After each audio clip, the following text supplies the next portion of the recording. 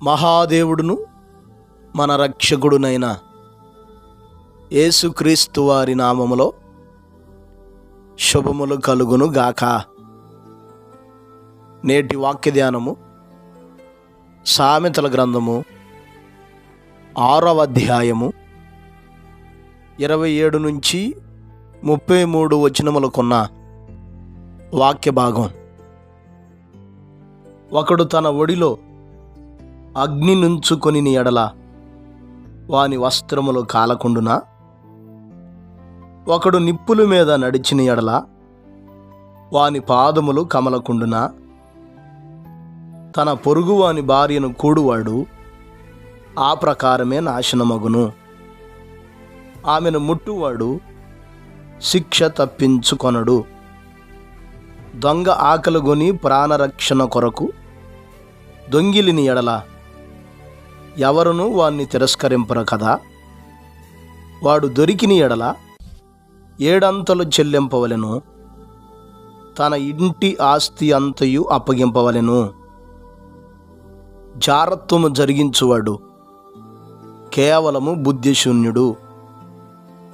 ఆ కార్యం చేయువాడు స్వనాశనమును కోరువాడే. వాడు దెబ్బలకును అవమానమునకు పాత్రుడగును. వానికి కలుగు అపకీర్తి ఎన్నటికి తొలగిపోదు. ప్రియులారా, ఈ చదవబడిన లేఖన భాగంలో మన పరమ తండ్రి మనతో మాట్లాడుతూ జారత్వమునకు దూరముగా ఉండమని, అనగా పరస్త్రీ పరపురుష వ్యామోహ పాపాలకు దూరంగా ఉండమని తెలియజేయుచున్నాడు.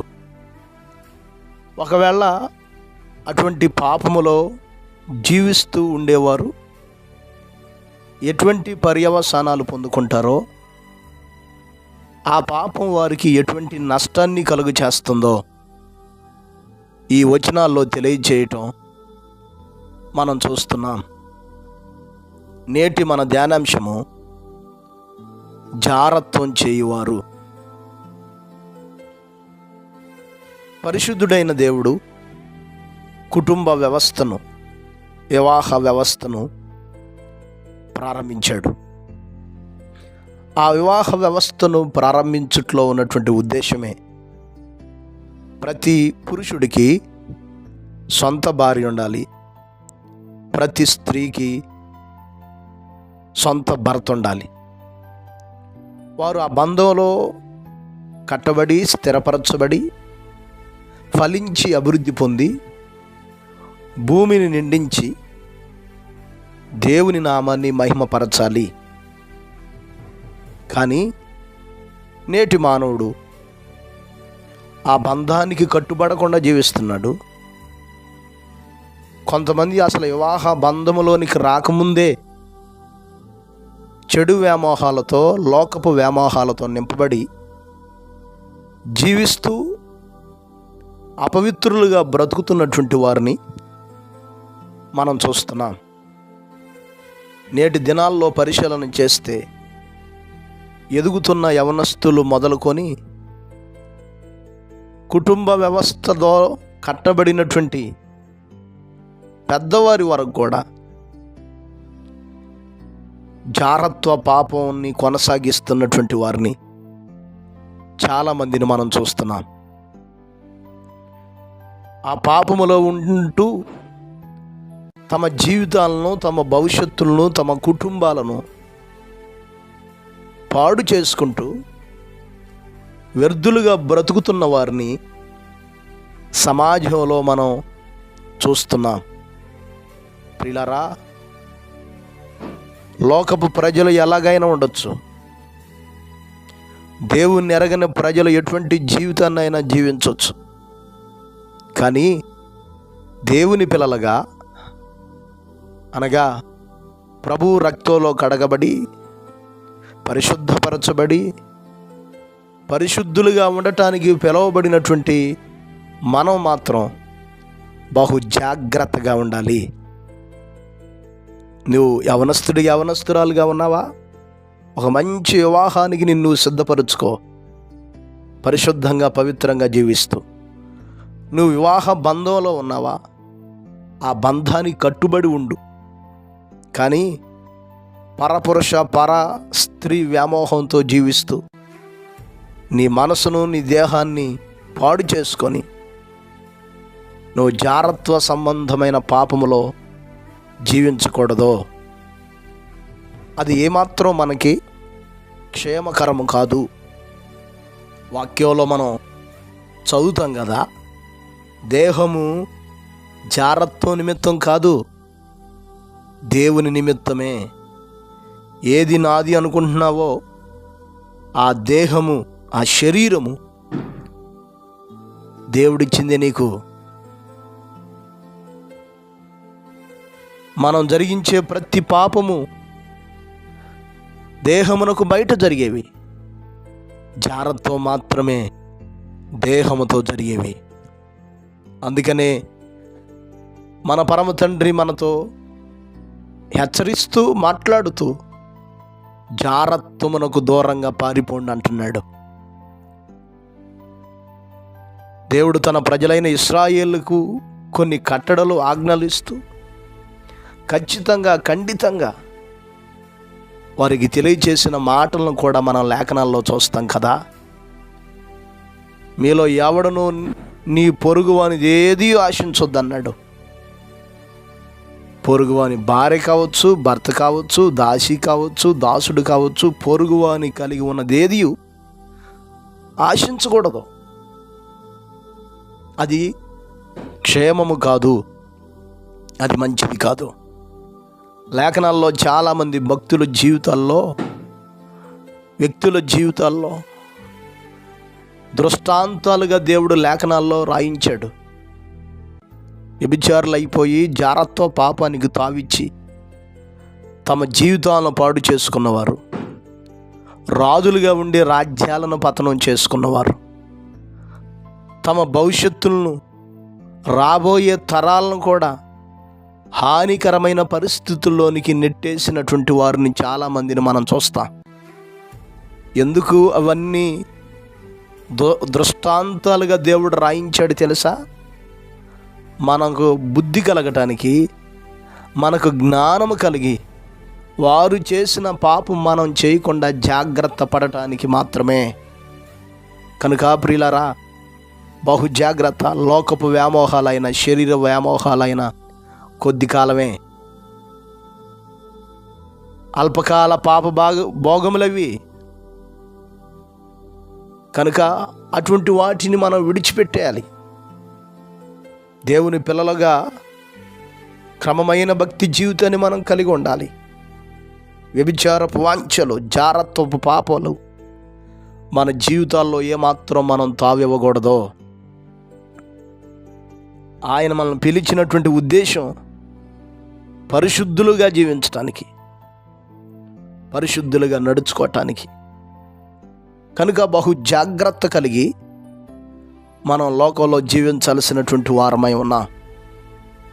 ఒకవేళ ఏమవుతుందిలే, నాకు బలం ఉంది, నాకు ధనం ఉంది, నాకు శక్తి ఉంది, ఈ వయసులో చేయకపోతే ఎప్పుడు చేస్తాను, నాకు అవకాశం వచ్చింది, ఇప్పుడు చేయకపోతే ఎప్పుడు చేస్తానని నువ్వు పరస్త్రీ పరపురుష వ్యామోహాల్లో జీవిస్తూ వ్యభిచార జారత్వాలకు నీ జీవితంలో అవకాశం ఇస్తే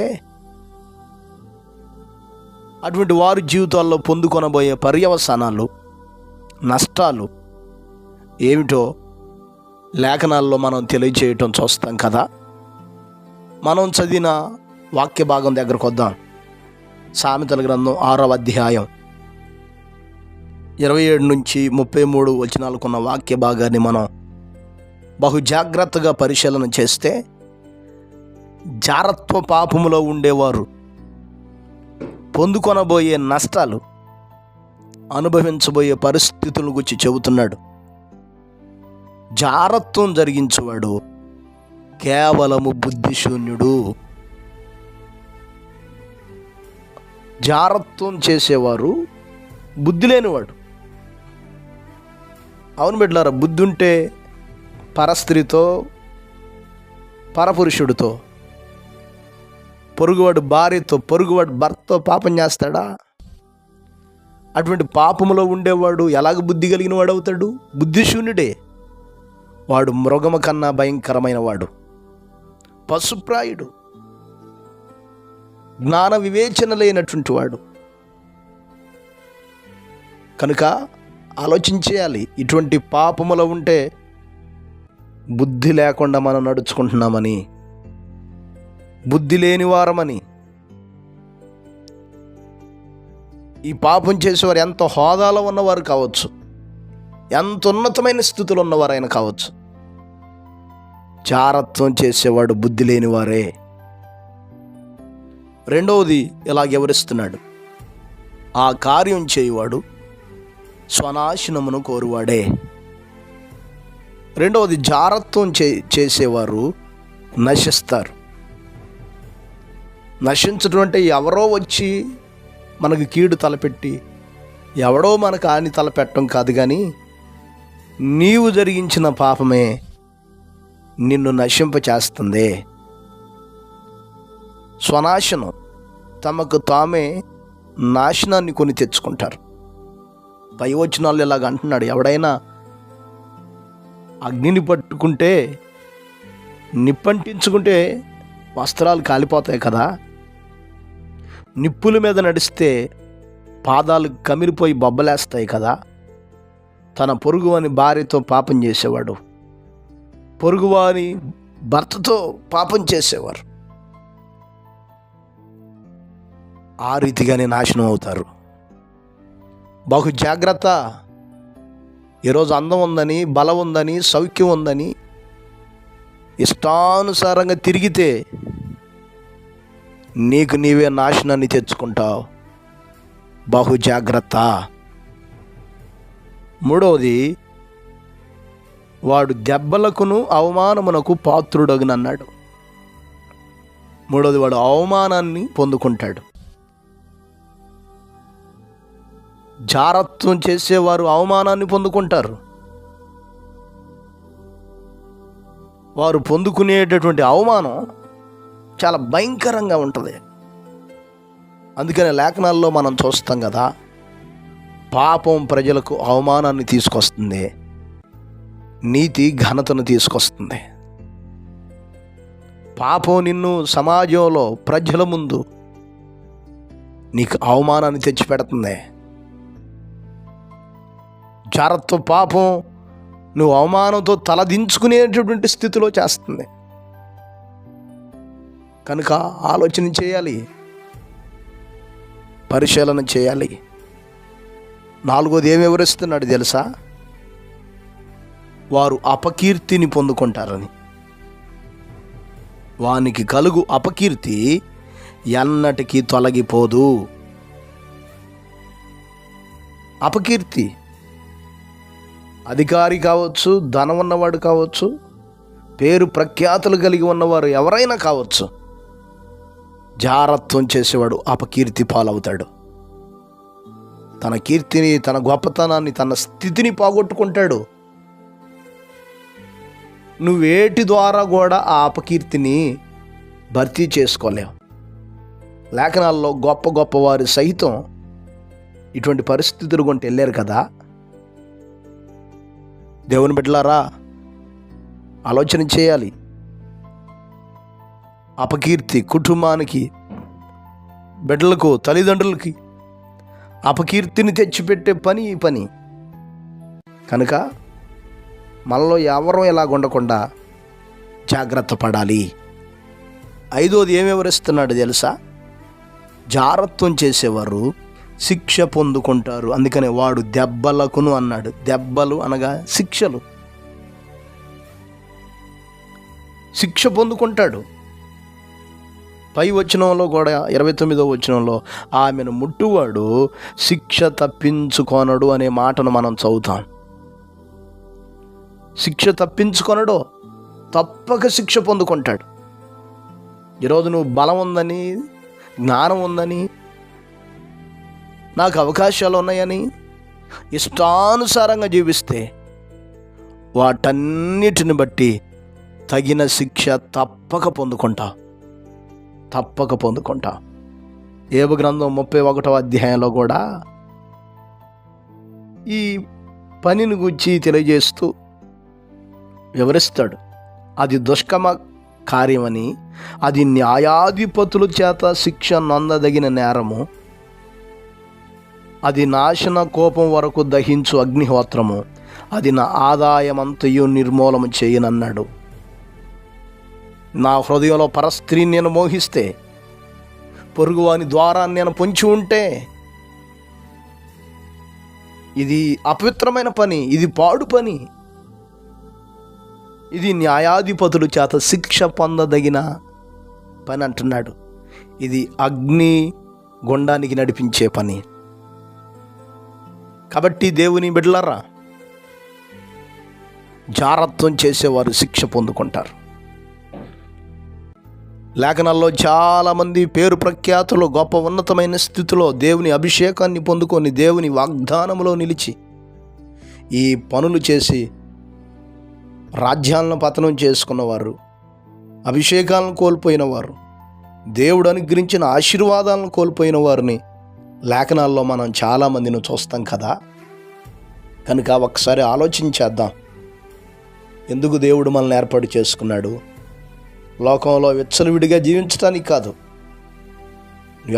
యవనస్తురాలుగా ఉంటే ఒక పరిశుద్ధమైన వివాహ వ్యవస్థకు నిన్ను సిద్ధపరుచుకో.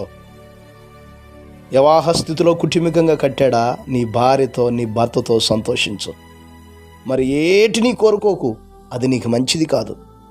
ఏమవుతుందని నువ్వు వెళ్ళావా, ఏమవుతుందని నువ్వు చేస్తావా, బుద్ధి లేని వాడు అవుతావు, నశిస్తావు, అవమానాన్ని పొందుకుంటావు, అపకీర్తిని పొందుకుంటావు, చివరికి శిక్షను పొందుకుంటావు, ఇంకా అనేకమైన నష్టాలను నీ జీవితంలో అనుభవిస్తావు. కనుక ఇటువంటి ఘోరమైన నష్టాలు కలుగజేసే పనికి మన జీవితంలో అవకాశం ఇవ్వక, తావివ్వక, పాపం చేసే అవకాశం ఉన్నా కూడా పాపానికి దూరంగా పారిపోయిన ఒక యేసేపు వల్లే మన జీవితాల్లో కూడా లోకంలో నమ్మకస్తులుగా ఉందాం. దేవుని చిత్తంలో దేవుని వాక్యానుసారంగా జీవిద్దాం. దేవుడు అనుగ్రహించే ఉన్నతమైన కృపలను మన జీవితాల్లో పొందుకుందాం. అట్టి భాగ్యమును దేవుడు మనకు దయచేయునుగాక. పరిశుద్ధుడైన మా దేవ, గొప్ప కాపరి, అపారమైన మీ ప్రేమను బట్టి మీకు వందనాలు, స్తోత్రాలయ్యా. మీరు మాతో మాట్లాడిన ప్రతి మాటను బట్టి మీకు స్తోత్రాలు. మీ బిడ్డలంగా, మీ పిల్లలంగా మేము జీవించే ఈ సామాజిక జీవితంలో, ఆధ్యాత్మిక బ్రతుకులో ఎలాగుండాలో, ఏ జీవితాన్ని జీవించాలో మీరు మాతో మాట్లాడారుగా తండ్రి. పరస్త్రీ పరపురుష వ్యామోహాలతో జీవించి మాకు మేమే నాశనాన్ని తెచ్చుకునేవారుగా ఉండక, పరిశుద్ధులంగా, పవిత్రులంగా, పిలువబడిన పిలుపుకు తగినట్టుగా జీవిస్తూ తండ్రి, మీరు అనుగ్రహించే నిత్య జీవ సంబంధమైన ఆశీర్వాదాలను పొందుకొనగలిగిన భాగ్యాన్ని మా బిడ్డలైన వారందరికీ దయచేయమని ప్రార్థిస్తున్నాం.